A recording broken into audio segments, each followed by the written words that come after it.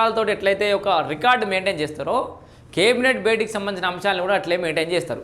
So అట్లా వీళ్ళు cabinet భేటీ ఏదైతే ఈటల రాజేందర్ చెప్తున్నట్టుగా కేబినెట్ జరిగింది, కేబినెట్ ఆమోదం పొందిందని చెప్తున్నాడో ఆ కేబినెట్ జరగలేదు, దానికి సంబంధించిన మినిట్స్ ఆ కాపీస్ దొరుకుతలేవు, అవి మిస్ చేసిరు, లేదా అవి ఎంట్రీ కాలేదు, ఆ రికార్డ్సే లేవు అని చెప్పేసి కొత్త సర్కారు చెప్తుంది. ఇప్పుడు ఏం చేయాలి? మనం ఎవరమన్నా గతంలో పనిచేసిన అధికారి అక్కడ ఉన్నాయి అని చెప్తాడు, ఇప్పుడు ఆయన లేవంటుండు. ఏం చేస్తారు ఇప్పుడు బీఆర్ఎస్ వాళ్ళు? ఏం చేయాలి? ఆర్టీఐ కింద వేస్తారా, లేకపోతే ఇంకెట్లా సమాచారం తీసుకోవాలో తీసుకొచ్చి ఇగో పలానా డేట్ రోజు పలానా అంశం మీద చర్చించినామని చెప్పేసి రిపోర్ట్ ముందు నిలబెట్టాలి.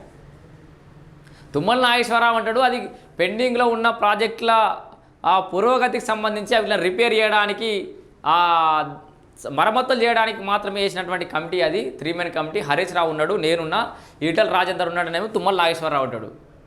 లేదు వాళ్ళ దగ్గర నిర్ణయం అయిపోయినాక సంతకం పెట్టినాం, అది డబ్బులు క్లియర్ చేయడం వరకు మాత్రమే, ఫైనాన్షియల్ క్లియరింగ్ మాత్రమే నేను చేసిన, దానికోసం సపరేట్ దుకాణం తెరిచింది బీఆర్ఎస్ పార్టీ, దానికి నాకు సంబంధం లేదనేమో ఈటల రాజేందర్ అంటాడు. అన్ని పెట్టినానేమో ఈ హరీష్ రావు అంటాడు. మరి ఎవరు దొంగ ఎవరు దొర?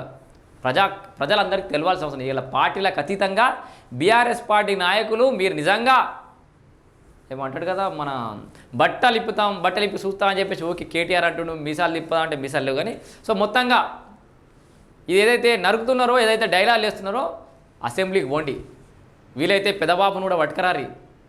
మరీ చిల్లరగా ఆంధ్రాలో చంద్రబాబు నాయుడు వాళ్ళు జగనాల్లో ఏడిపించినట్టుగా వీళ్ళేం ఏడిపియ్యరు, తీసుకుపోరి, మాట్లాడించురి, సమాధానం చెప్పించురి, లేదా మీరన్న సమాధానం చెప్పురి.